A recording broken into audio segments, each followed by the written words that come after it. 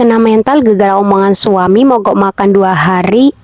Nggak kuat. Hai guys, assalamualaikum, jumpa lagi bersama aku Mak Tulen. Kalian inget nggak guys, mie ini adalah mie legendaris loh guys. Mie ini tuh udah ada sejak aku kelas 3 SD, dan mie inilah yang bikin perut aku selalu kenyang ketika aku pontang-panting ikut keluarga ke dalam keadaan miskin. Kalian percaya nggak kalau aku bilang aku tuh nggak makan 2 hari gara-gara ngambek sama suamiku? Guys, namanya juga curhat isi hati. Masa sih aku tuh bohong nih? Lihat aku nih sampai neter-neter banget pas mau megang kamera sama mau megang mie masukin ke dalam mulut. Ini tuh jujur li, perasaan aku hari ini yang aku rasain, sumpah guys. Kemarin ya aku lagi ada kontra sedikit sama suami, tapi sebentar ini rasanya kayaknya lebih enak kalau aku tambahin sama saus pedas ABC ini ya guys. Ya ampun, kok aku kayak kasihan amat ya, kayak udah seminggu aja kagak makan gitu, jadinya kayak orang rakus. Padahal kan baru 2 hari doang ya. Jadi gini guys ceritanya, kemarin tuh kan aku tuh emang kesiangan bangunnya dan aku tuh males-malesan. Pas aku lihat postingan aku ternyata nggak ada yang FYP babar blast, dan aku tuh udah kayak kena mental juga. Lihat tantangan aku tuh nggak naik-naik gitu viewnya. Gimana sih kok kayak sejak ada tantangan meta yang 300.000 view itu, setiap aku posting malah jadi bantet guys. Nah jadi aku ngerasa down banget, lesu banget mau ngapa-ngapain. Aku tuh males, jadi aku males-malesan hari itu cuman ngedit doang seharian. Gimana caranya supaya aku bisa dapetin konten banyak. Aku mikirnya kan kalau aku upload banyak otomatis 100.000, berarti kalau 10 konten 10.000. Nah kayaknya dalam 28 hari aku tuh bakal bisa memenuhi syarat dari meta tadi ya.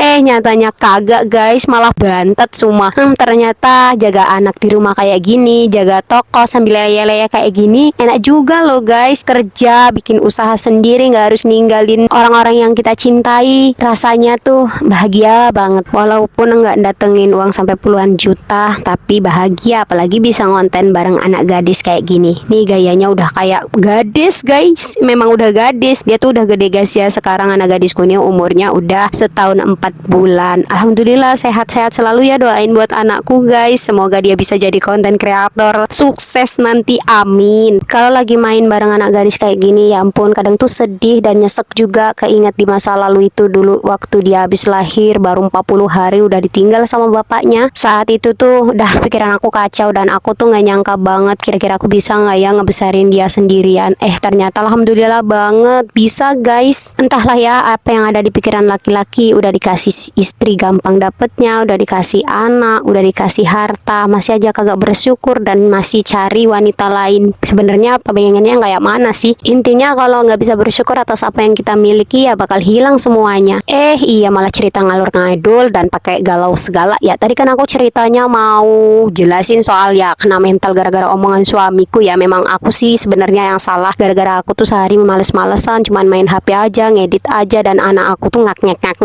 Soalnya anak aku kalau deket aku ngedit kan dia tuh sering suara gitu, jadi nggak aku suruh ke sini, jadi nggak suruh ke kamar gitu. Dan yang bikin mungkin panasnya lagi suami aku, memang dari pagi dia tuh udah gedebak-gedebuk, udah jemur pakaian, udah cuci baju, udah masak dan lain sebagainya. Mungkin aku nggak lihat aja. Dan tapi iya namanya kerjaan laki-laki kan kalian tahu sendiri, kagak seperfect kerjaannya perempuan, celet belet gitu. Pasti nggak sesempurna kerjaan kita emak-emak nggak sih? Dan karena di sini udah tanggung, kepalangan dia tuh udah nyuci dan jemur pakaian, dan karena aku juga ada alasan tangan aku capek, jadi aku ingetin dia untuk jemur pakaian dulu. Itu satu alasan. Dan alasan kedua itu karena dia tuh udah kebangunan, jadi aku telepon lagi guys. Soalnya walaupun aku males-malesan ya, aku tuh nggak terlalu mengabaikan pekerjaan rumah. Jadi di sini karena anakku tuh udah tidur, aku tuh langsung aja nyuci piring, dan selesai nyuci piring aku tuh langsung mau mandi. Lah ya pas udah bubar-bubaran baju di kamar mandi, ternyata anak aku tuh nangis doak-doak lah. Tak kirain di depan itu ada pak suamiku, ternyata dia tuh udah pergi ke proyek bangunan di rumah bawah sana. Lah ya aku emosi lah ya, mandi aja belum selesai anak aku udah doak nangis, suaranya gede banget, kagak ada yang nulungin, dan nyusul aku ke belakang sampai ke bentur-bentur kardus-kardus barang-barang guys. Nah ini akhirnya aku sudahi galauku aku abis makan mie tadi akhirnya kepancing, rasa nafsu makanku ada. Jadi di sini aku ngambil makan nasi satu centong ya, walaupun nasi bekas kemarin agak keras-keras gimana gitu, tapi ya nggak apa-apa lah. Yang penting perut aku hari ini keisi apapun itu. Gak usah berharap nunggu dibujuk suami diajak makan baru aku mau makan. Nanti kalau misalnya suamiku nggak ada inisiatif buat bujuk-bujukan, ya mati aku kelaparan.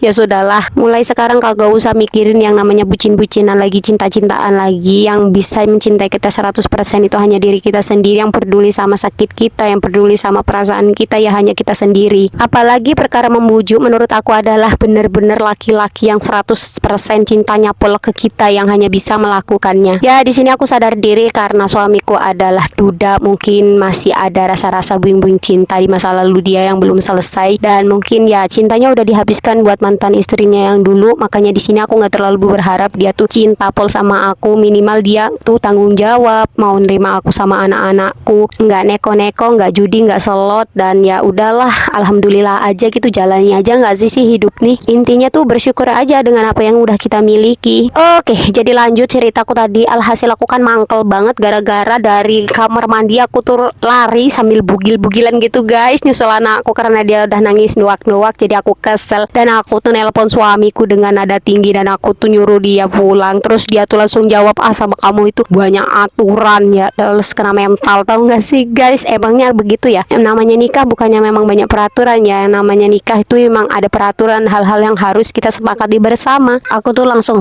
kayak sakit banget dadaku, kayak sebuah perbandingan, tau gak sih kalimatnya tuh, sama kamu banyak peraturan berarti kamu tuh bebas banget ya sama istri yang dulu, gitu sih pikiranku. Tapi mulai dari situ aku tuh mikir ya udahlah, sekarang aku nggak usah nyuruh-nyuruh, apapun yang mau dia kerjain terserah, apapun keputusan dia terserah. Sekarang aku nggak mau request lagi, sekarang aku nggak mau cerewet, sekarang aku nggak mau minta tolong sama dia soal apapun walaupun aku nggak bisa melakukannya. Daripada ntar aku sakit hati lagi kena mental lagi, daripada ntar aku nggak makan lagi, daripada aku kurus dan aku tuh sakit. Di sini anak aku tuh denger musik guys, jadi dia tuh sambil joget-joget kayak gitu. Seneng banget dapat hiburan hari ini tuh. Sebenarnya aku masih galau guys, tapi ya karena ada anak aku yang selalu buat aku ceria kayak gini, jadi aku seneng banget. Jadi di sini mulai harus bahagiain diri sendiri ya, jangan berharap kita tuh dibahagiain. Apalagi kalau kita ngambek berharap kita itu bakal dibujuk sama pasangan kita, empret, kagak bakalan pernah. Perkara membujuk hanya laki-laki yang mencintai kita 100%.